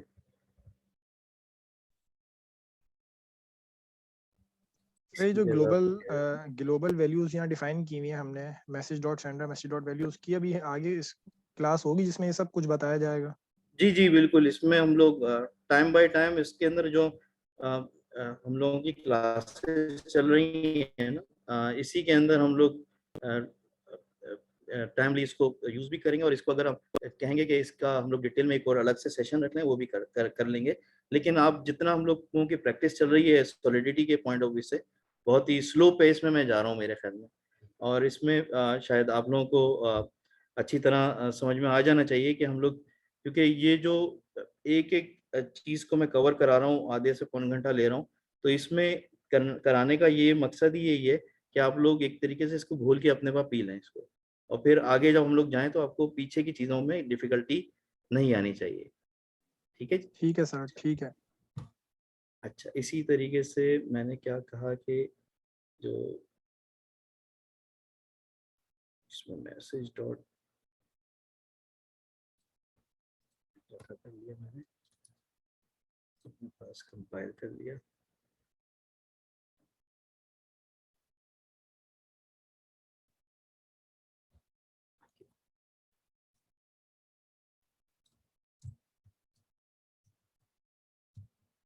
ठीक है, यहाँ पे देखें इसने एरर ही दे दिया था मुझे जब मैंने मैसेज डॉट डाटा इसके अंदर पास कराने की कोशिश की। ठीक है, message data dot data pass कराने की कोशिश की किस पे, मैं जब रिसीव वाले फंक्शन पे मैसेज डॉट डाटा तो मैं पास करा रहा हूँ, तो ये मुझे एरर दे रहा है क्योंकि इसमें डाटा आ ही नहीं सकता। जब हम लोग रिसीव के फंक्शन को कॉल करेंगे तो रिसीव का फंक्शन बेसिकली डाटा रिसीव नहीं कर रहा होता। ठीक है, इसको मैंने रिमूव कर दिया और इसके अंदर एम्प्टी वैल्यू पास करा दी। ठीक है, अच्छा इसको हम लोग प्रैक्टिकल करके देख लेते हैं। इसको रिमूव कर देता हूँ और मैंने डिप्लॉय किया। डिप्लॉय करने के बाद अच्छा, यहाँ पे मैं कॉल डेटा को यूज करूंगा। ठीक है, अच्छा कॉल डेटा के अंदर सबसे पहले मैंने क्या किया कि मैंने 1 ईथर ट्रांसफर करने हैं, उसके अंदर मैंने इसको ईथर कर लिया। 1 ईथर मुझे भेजने हैं और विद द डाटा ऑफ ये मैंने डाटा सेंड किया। अच्छा, ये डाटा सेंड किया। अब ये देखें कौन सा फंक्शन कॉल होगा, इसको हम लोग देख लेते हैं। जैसे मैंने डाटा कॉल किया तो ये इसने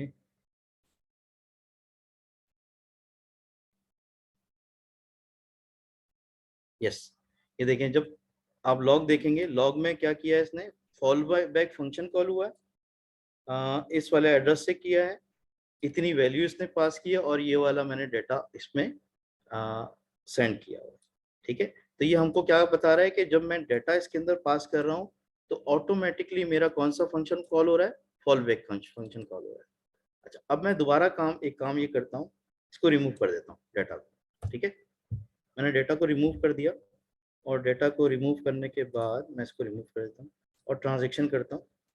और ट्रांजैक्शन करने के बाद दोबारा चेक करता हूँ, इसके अंदर देखें आपको बताएगा कि अब कौन सा फंक्शन कॉल होगा। अब ये देखें इसने क्या कॉल किया, रिसीव का फंक्शन कॉल किया। यानी रिसीव का फंक्शन अगर मैं डाटा के बगैर सेंड करता हूँ तो वो हमेशा क्या करेगा कि रिसीव का फंक्शन कॉल करेगा। ठीक है, अच्छा हम क्या करते हैं, एक और थर्ड सिनेरियो भी देख लेते हैं। थर्ड सिनेरियो क्या है कि फॉर मान लें हमारे पास रिसीव का फंक्शन नहीं है। ठीक है, रिसीव का फंक्शन है ही नहीं और मैं दोनों तरीके से उसके अंदर डेटा पास करता हूँ। तो अब दोनों बारी में दोनों तरीके से हमारे पास क्या होगा कि क्या कह रहे हैं,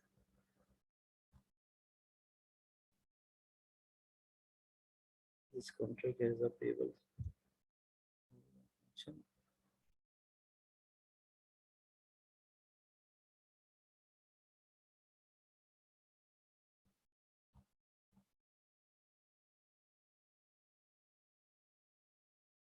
ओके, तो इसी ओके कंसीडर एंडिंग, इसको छोड़ देते हैं तो, और इसमें हम लोग डिप्लॉय कर देते हैं। डिप्लॉय करने के बाद मैं इसको चेक करता हूँ। मैंने कहा कि 1 ईथर पे सेंड करने,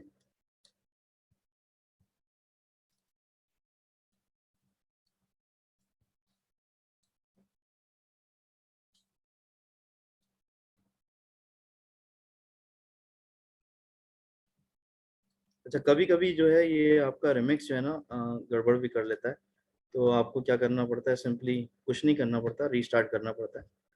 तो मैंने भी अभी वही किया है।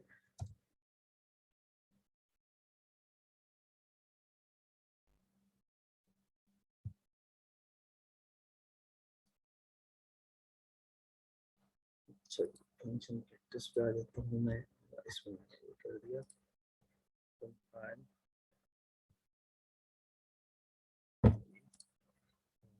मैंने कहा कि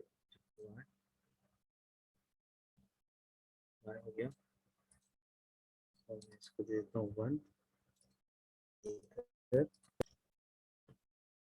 और मैं देता हूँ 1 2 1 2। मैं इसको अगर मैं ट्रांजैक्शन करता हूँ, ठीक है, ट्रांजैक्शन में ये देखें कौन सा फंक्शन कॉल होगा, आपका कॉल होगा फॉल बैक का, सही है। अच्छा, अब मैं डेटा रिमूव करने की बात करता हूँ। अब तो हमारे पास रिसीव का फंक्शन तो है नहीं, तब कौन सा कॉल होगा, अब भी हमारे पास फॉल बैक का कॉल होगा, ठीक है जी। तो आज हम लोगों ने जो चीज़ें कवर की, होपफुली आप लोगों को अच्छी तरह से अंडरस्टैंड हो गई होंगी। अगर आप लोगों का कोई भी क्वेश्चन है रिलेटेड टू टुडे क्लास और अगर प्रीवियस क्लास का भी है तो पूछ सकते हैं, लेकिन स्पेसिफिकली आज की क्लास का पूछिएगा ताकि हम लोग भी फ्रेश माइंड के साथ हैं तो चीज़ों को हम लोग इजीली आंसर कर सकते हैं। हमने बेसिकली कवर किया प्योर और व्यू को, फंक्शन का सिंटैक्स देखा, फंक्शन किस तरह क्रिएट होता है, फिर हम लोगों ने लाइक मॉडिफायर को देखा, फंक्शन बना के चेक किया, मॉडिफायर के थ्रू चेक किया, फिर हमने फॉल बैक ऑन रिसीव के फंक्शन को यूज़ करते हुए इस पे हम लोगों ने देखा कि किस तरीके से इस पे हम लोग इजीली काम कर सकते हैं। तो अगर कोई और क्वेश्चन है रिलेटेड टू टुडे क्लास, तो अगर आप लोगों के पास कोई चीज़ ऐसी है जो आप क्लियर करना चाहते हैं तो आप ज़रूर पूछें।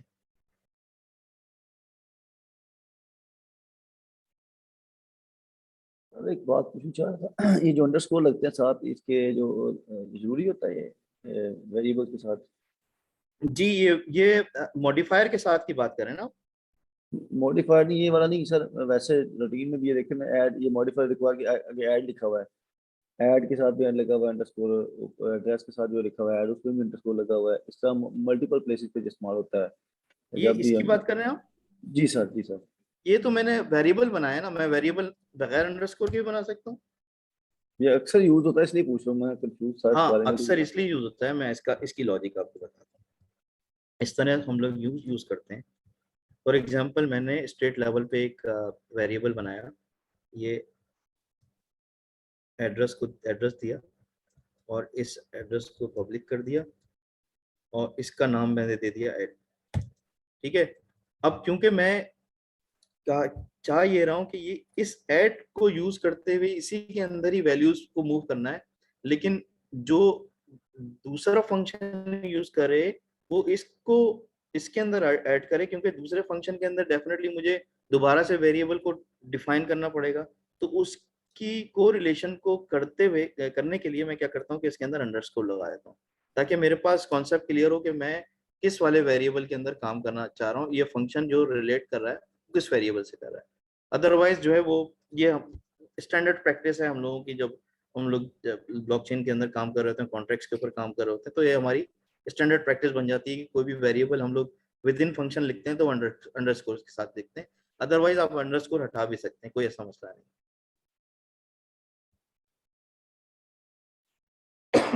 सर ये पिछले लेक्चर के मतलब थोड़े एक क्वेश्चन थे उधर, जी बोले। जो एक्सप्लिसिट कन्वर्जन और इम्प्लिसिट जो कन्वर्जन थी, हल्का सा इनको जी जी दोबारा थोड़ा काइंडली एक्सप्लेन कर दे थोड़ी सी, तो मुझे आज दिन को पढ़ रहा था तो सब कंफ्यूजन हो रही थी, समझ नहीं आ रही। अच्छा जी। अच्छा, हाँ हाँ, जो इम्प्लिसिट थी उसमें था कि जो वैल्यूज थी कन्वर्ट करते थे हम उसको हायर में, और जो एक्सप्लिसिट थी उसको हायर जो थे उसको लोअर में कन्वर्ट करते थे। देखें बेसिकली क्या था कि आपके पास हमारे पास ब्लॉकचेन के अंदर या डिफरेंट कॉन्ट्रैक्ट्स के अंदर, डिफरेंट प्रोग्रामिंग लैंग्वेज के अंदर होता ये है कि हम लोगों के पास जब डिफरेंट कोई और प्रोग्राम लिखा जाता है और हम चाहते हैं कि उस प्रोग्राम को फर्दर मॉडिफाई किया जाए एग्जिस्टिंग कोड को यूटिलाइज किए हुए। तो एग्जिस्टिंग कोड के अंदर कभी कभी ऐसा होता है कि हम लोगों को उसको जो डाटा टाइप्स होती है या डाटा की इसके अंदर जो स्टोरेज वैल्यू होती है उसको हमें कभी बढ़ाना पड़ता है, कभी हम सोचते हैं यार ये तो इसके अंदर 256 की ज़रूरत ही नहीं है, इसके अंदर 8 से भी काम चल जाएगा, तो हम लोग उसको इम्प्लिसिटली डिफाइन कर रहे होते हैं। तो ये क्या इम्प्लिसिटली जो है वो इजीली हम लोग इसको कर लेते हैं, उसमें कभी भी कोई एरर नहीं देता। मैं एग्जांपल आपको कर देना चाहूँ इसके अंदर। फॉर एग्जांपल मैंने एक वेरिएबल बनाया यू इन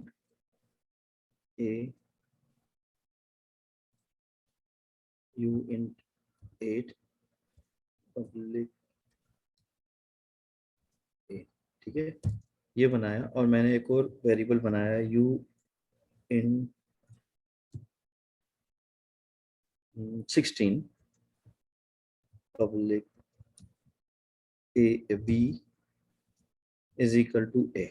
तो ये क्या करेगा, ये मुझे एरर नहीं देगा, ये इजीली, क्योंकि ये वाली वैल्यू जो है इसकी ऑटोमेटिकली इंक्रीज वैल्यू है, ठीक है, बड़ी वैल्यू है। तो इसके अंदर इतनी कैपेसिटी अवेलेबल है कि इसको अकोमोडेट कर सके। लेकिन अगर क्या सिचुएशन हो कि हमारे पास ये 16 हो और ये वाला 8 हो,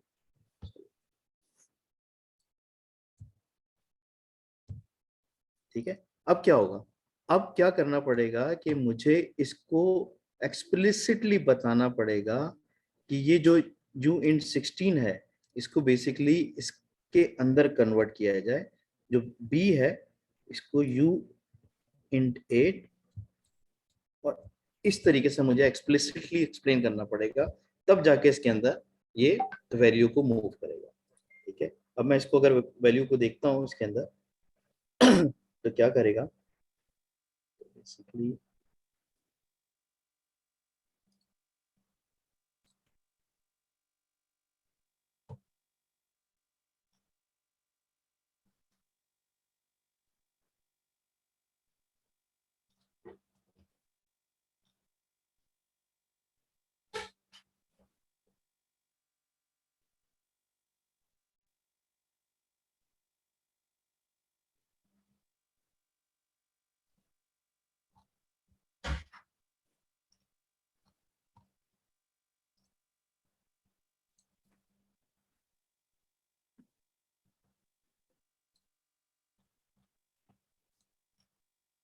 ठीक है जी, जो ए की वैल्यू है उसने, अच्छा मैंने इसमें वैल्यू भी नहीं दी,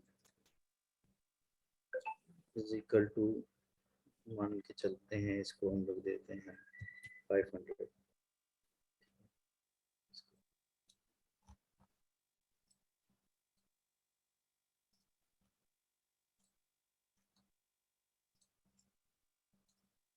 ठीक है, ए की वैल्यू जो है 500 है। अब जब मैं बी की वैल्यू देता हूँ तो बी की वैल्यू, क्योंकि इसके अंदर डेटा टाइप की स्टोरेज वैल्यू कम है, तो इसने क्या किया, क्योंकि मैंने कहा है इसको एक्सप्लिसिटली कन्वर्ट करने के लिए कि मैं इसका रिस्पॉन्सिबल हूँ, इसमें इसको कन्वर्ट कर दो, और इसके अंदर जो भी वैल्यू आएगी वो उसमें कोई प्रॉब्लम नहीं है। तो इसने क्या किया, 500 से इसने 244 को कन्वर्ट कर दिया, क्योंकि इसकी वैल्यू का जो डेटा टाइप ही है वो 8 बिट के करीब, 8 बिट पे जाके रुक जाएगा। तो 8 बिट पे जो जाके रुकेगा वो 244 पे आपको मैक्सिमम वैल्यू दे रहा है, ठीक है जी। तो ये इसमें बेसिकली आपको कोई हायर वैल्यू से लोअर वैल्यू को एक्सप्लिसिटली कन्वर्ट करना है तो आपको इस तरीके से देना पड़ेगा, इम्प्लिसिटली आपको इजीली कन्वर्ट हो जाएगा किस हायर वैल्यू से लो वैल्यू में, उसमें कोई प्रॉब्लम नहीं आएगी। सर एक दो और बात थी कि अगर वो जो दास की भी बात हुई थी कि वो पर्सनल आपसे रब्ता करेंगे पूछने के लिए, तो क्या बेहतर नहीं कि हम छोटा सा एक व्हाट्सएप ग्रुप बांधे, जो अभी पोस्ट आ रहे हैं यहाँ इस पे आते हैं, बूटकैम्प में आते हैं पढ़ने के लिए, खासकर आप लोग अपने लेवल पे एक बना सकते हैं जिसमें आप लोग जो भी हम लोग जिसमें सर, डिस्कशन कर रहे हैं उसमें सर आप आप, भी उसमें हो, जिसमें आप भी हाँ हो सर, जिसमें आप भी हो, सॉरी, मैं अच्छा जिसमें मैं भी हूँ इसमें। हाँ जी, इसमें एक काम करें ना, अभी बेसिक लेवल पे जो अभी आपकी अभी तक जो सॉलिडिटी की ट्रेनिंग चल रही है, इस लेवल पे तो आप लोग खुद ही बना लें, जब हम लोग एडवांस लेवल पे हम लोग जाएंगे तो उसमें मैं आपके साथ इंशाल्लाह हाजिर हूँ, ठीक है जी। जी जी, उसमें आप कोई भी एक क्रिएट कर ले ग्रुप, और जितने भी लोग हैं आप इसमें कोऑर्डिनेशन स्टार्ट कर लें। कुछ चीज़ समझ में नहीं आती है, कुछ चीज़ ऐसी है जो कि नेक्स्ट क्लास में डिस्कस करने वाली है तो हम लोग आपस में इसको भी डिस्कस कर सकते हैं। सर नेक्स्ट क्लास हमारी टोकन्स की है। अभी हम लोग इसी पे चलेंगे, फंक्शंस के ऊपर ही चलेंगे। और फंक्शन में हम लोग अभी तो हम लोगों ने फंक्शन किया है, इसमें कॉमन पैटर्न्स वगैरह को देखेंगे। सॉलिडिटी एडवांस पे हम लोग जाएंगे तो हाँ यस, अभी हम लोग नेक्स्ट 2 क्लासेस के अंदर कॉन्ट्रैक्ट्स पे आ जाएंगे हम लोग इंशाल्लाह। ठीक है जी, तो मैं अपना सेशन इधर ही स्टॉप करता हूँ। एक और सर हेलो। कासिम, आप इधर हैं कासिम भाई? हेलो हेलो सर जी। जी सर। मेरा एक सवाल था, मैं बस वेट कर रहा था, वो आपने कहा था एंड में बताऊंगा कि मिसाल के तौर पे टोकन मैंने बना लिया, फाइबर से मैं कोऑर्डिनेट कर रहा हूँ। अब मुझे ये समझ में नहीं आ रहा क्या कस्टमर को ये सॉलिडिटी वाली